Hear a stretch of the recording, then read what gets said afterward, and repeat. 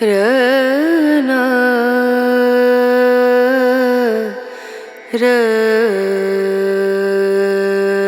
Rana Ranu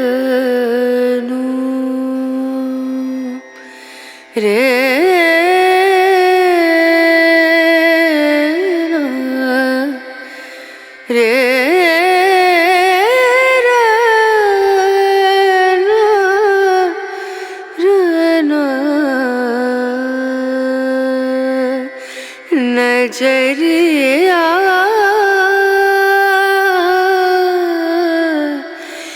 लागे नहीं कहीं ओ नजरिया लागे नहीं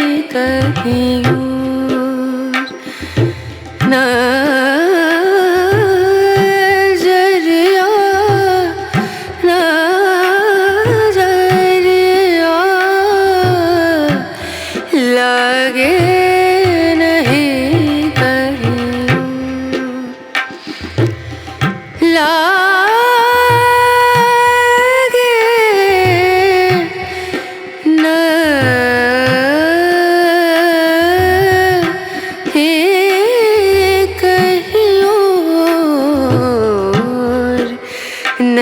नजरिया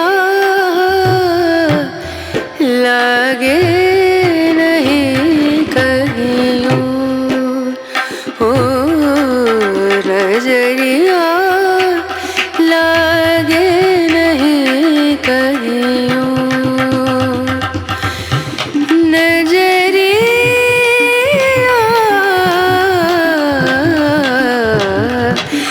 लागे कहियो लागे नहीं कहियो लागे नहीं कहियो ओ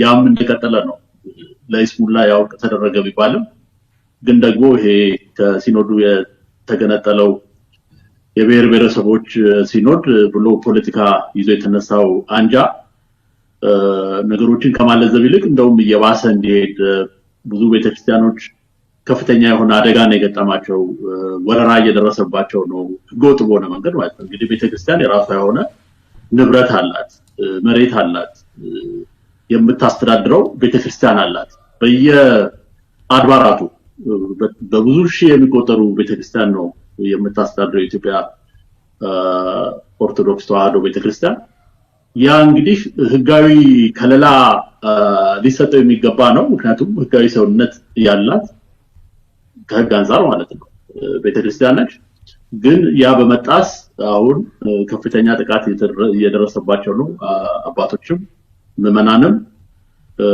አምልኮ መግባት የሚቻልበት ሁኔታ ሁሉ አልተፈጠረም ከዛ በኋላ እንዳየነው ደግሞ አሁን አድዋ በዓል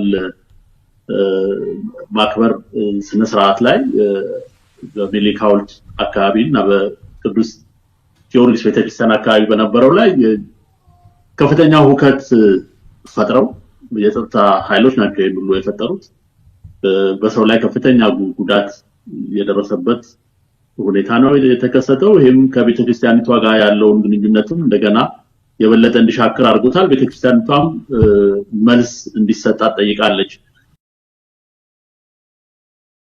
ለምን አስለቃሽ ጭስ ሁሉ ፖይዝነስ የሆነ ጋዝ ነው ሰዎች ላይ ቤተክርስቲያን ውስጥ ቅጥር ግቢ ውስጥ ገብተው ሁሉ ሰዎች ላይ የተኮሱበት ሁኔታና ከዛም ጋር ተያይዞ ብዙ ሰው የተጎዳበት የሞቱም ሰዎች አሉ እንደዚህ አይነት አስከፊ የሆነ ሁኔታ ላይ ነው ያለነው ከዛ በተረፈ የቤት የማፍረስ ያውን አዲስ እንመሰርታለን ከሚሉት ከተማ ጋር በተያያዘ ከሸገር ከተማ ጋር በተያያዘ ገና ላልተመሰረተ ከተማ የደሃ ቤት እየፈረሰ ነው ሚሉት ያው በህገወጥ መንገድ የተገነቡ ቤቶች ነው ያፈረስን ያለነው ነው ግን ዜጎች ህገወጥ በሆነ መንገድ ምንም ነገር ሲያርጉ ህጋዊ በሆነ መንገድ ነው መንግስት አክት ሊያደርግ የሚችለው ህገወጥ በሆነ መንገድ ቤት የሰራ ካለ ያንን ቤት የምታፈርሰው ኢቭን የምትወርሰው አስፈላጊ ከሆነ ህጋዊ በሆነ ሂደት ነው እንጂ ዝም ብሎ ተነስቶ የሰው ቤት ያለምንም ማስጠንቀቂያ ማፍረስ ራሱ ህገወጥነት ነው።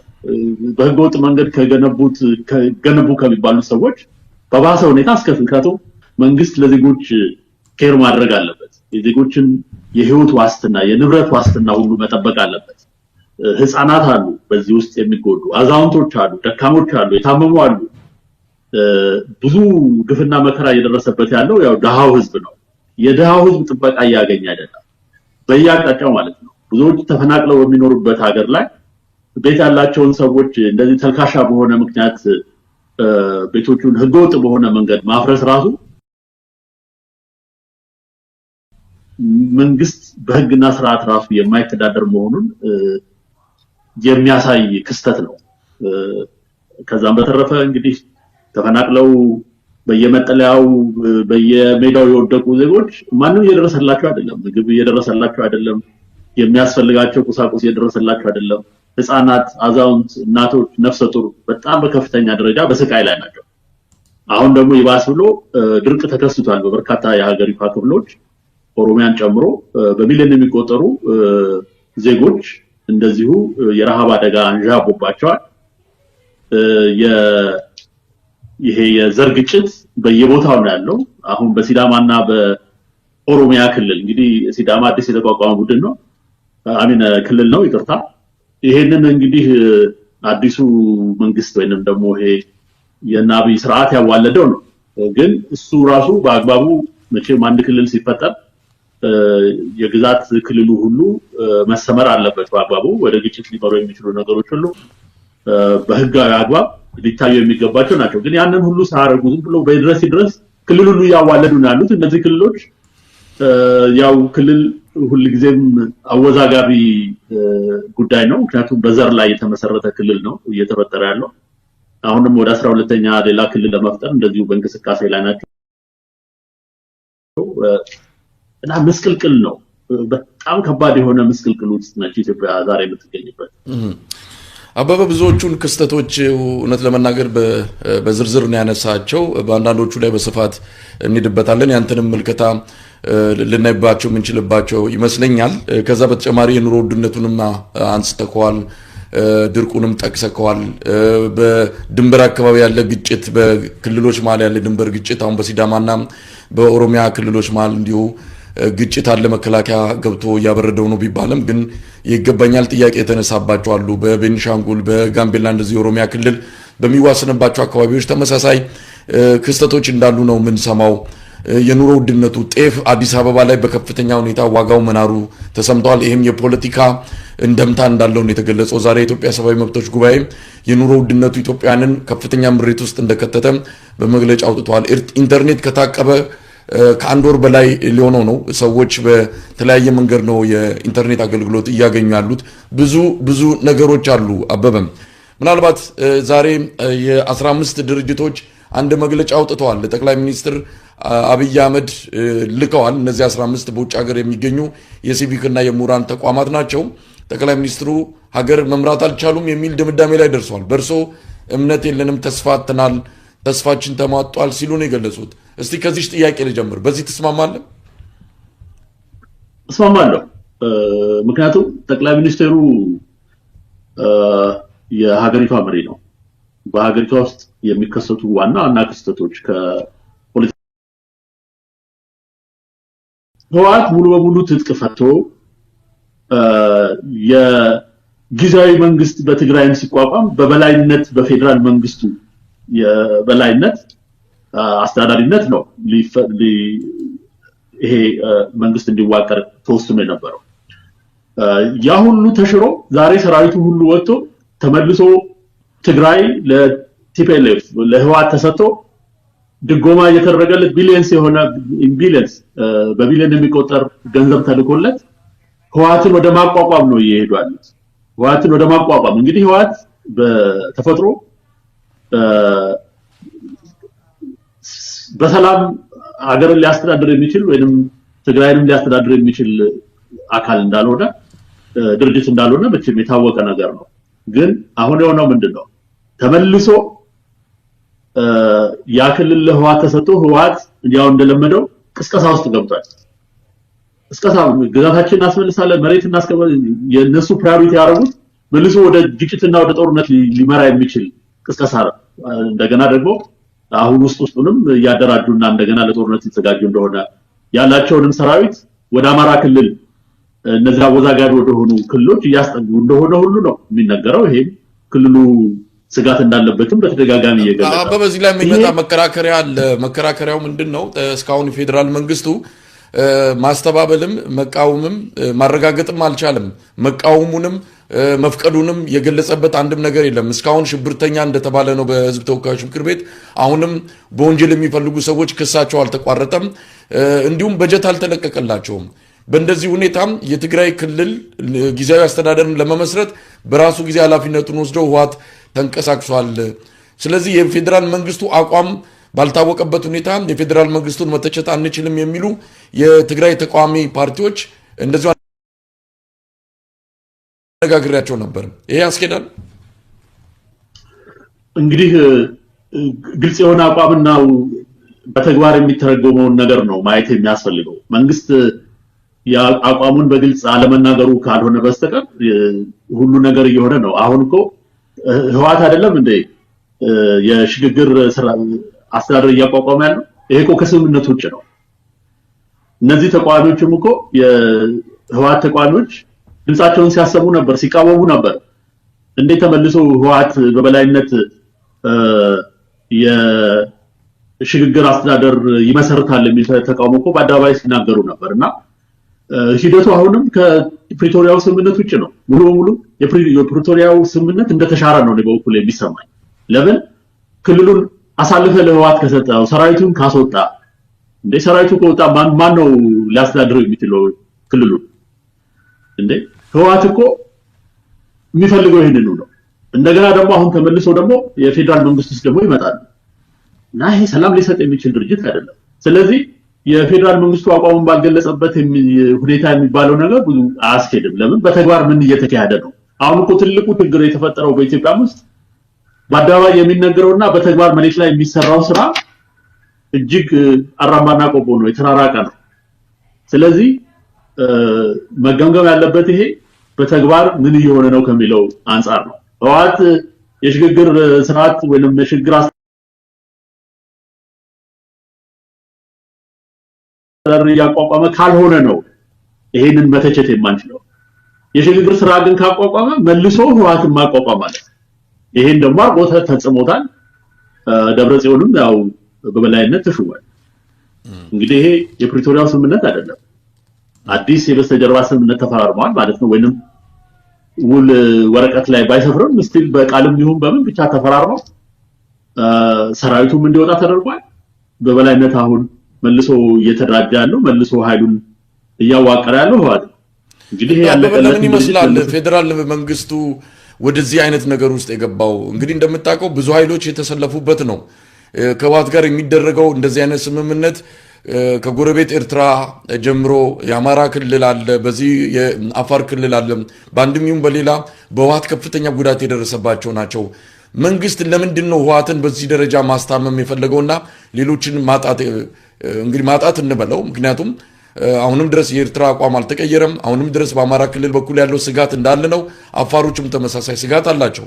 ህወሓት ወደፊት በመጣ ቁጥር እነዚህ አካባቢዎች ጥሩ ሁኔታ ላይ ወይም ጥሩ አቋም ሊኖራቸው እንደማይችል ይታመናል። ለምንድን ነው ፌደራል መንግስት እነዚህን በነዛ መለወጥ የፈለገው? ይሄ እንግዲህ የፌደራል መንግስቱ ሊመልሰው የሚገባው ጥያቄ ነው። ምክንያቱም ቅድም ያልከው ነገር ነው፣ በይፋ የተናገሩት ነገር የለም። እኛ እኮ አሁን የምናገረው እኮ በመሬት ላይ በተግባር የዋለውን እና ያለውን ሂደት ከመገምገም አኳያ ነው እንጂ ፌደራል መንግስቱማ ምን በስተጀርባ እንደተዋለ እየነገረን አይደለም። የፕሪቶሪያው ስምምነት ግን መሻሩን ተግባሩ ያጋልጣል እና ለምን ወደዚህ ተመልሶ ከባድ የሆነ ችግር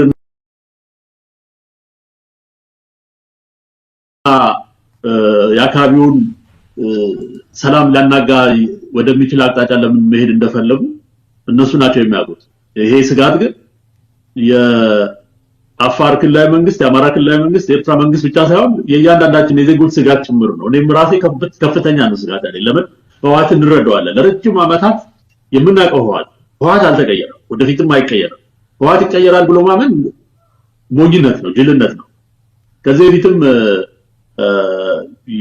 የፌደራል መንግስቱ የሰራው ትልቅ ሚስካልኩሌሽን ህወሓትን ምንም አያመጡም ብሎ ማሰቡ ነው። አሁንም በዛ እሳቤ ውስጥ ያለ ይመስላል። ተመልሶ አይ ህወሓት ከእንግዲህ አልቆለታል፣ አንሰራራም፣ ምንም አያመጣም፣ ስለዚህ ክልሉንም ያስተዳድር ችግር የለውም ወደሚል ድምዳሜ ሄዶ ከሆነ ምናልባት እንደዛ ነው የምገምተው እና በየወሰኑት ውሳኔ ወደዛ አቅጣጫ ወስዷቸው ሊሆን ይችላል። ከባድ የሆነ ስህተት እየሰሩ ነው። ደግሞ ህወሓት ጦርነት መልሶ ከመዳር አይቆጠም። ምናልባት ሌላ ነገር ማንሳት ከተቻለ እንግዲህ ሰሞኑንም የወጣ መረጃ አለ። የትግራይ የህወሓት ተወካዮች እዚህ በአሜሪካ ያሉ በውጭ ሀገር የሚገኙ የሚናገሩትን ነገር እየሰማን እንገኛለን። የአሜሪካ ተሳትፎ አለ። አሜሪካ በአንድም ይሁን በሌላ ኤርትራ ከፖለቲካ ጨዋታ ውጭ እንድትሆን ትፈልጋለች። አቋሟ በግልጽ የሚታወቅ ነው። ስለዚህ የአብይ መንግስት እርዳታ የሚፈልግ ከሆነ ገንዘብ የሚፈልግ ከሆነ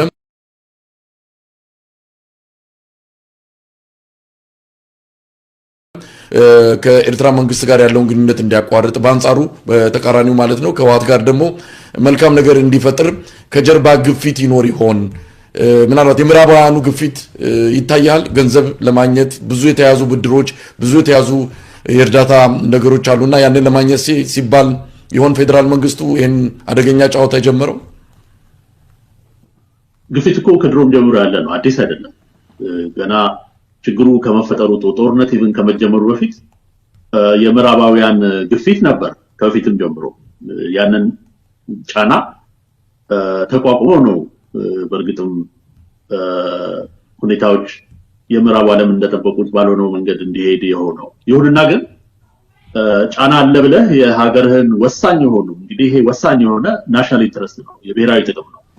የሀገርን ሰላምና መረጋጋት መልሶ ችግር ውስጥ ሊከት የሚችል እንደገና መልሶ ጦርነት እንደገና መልሶ እልቂት ውስጥ ሊከት የሚችል ሂደት መጀመር እንግዲህ በምንም አይነት ሎጂክ እርዳታም ይሁን ወይንም ደግሞ ተጽዕኖ ይሄንን የፌደራል መንግስቱን ውሳኔ ሊቀለብስ ይገባዋል ብያለሁ። እንግዲህ ይሄን እንዳልኩ እኛ ስፔኩሌት ነው የምናደርገው። ለምን ከበስተጀርባ ያለው ጫና ምን እንደሚመስል አናውቅም። እነሱ የሚያውቁት ነገር ይኖራል። ዞሮ ግን አንድ መንግስት በጫና ብቻ አይደለም የሚኖረው፣ የሀገሩን ብሔራዊ ጥቅም ማስጠበቅ መቻል አለበት። ህወሓት ለኢትዮጵያ ስጋት ነው ከተፈጠረ ጊዜ ጀምሮ።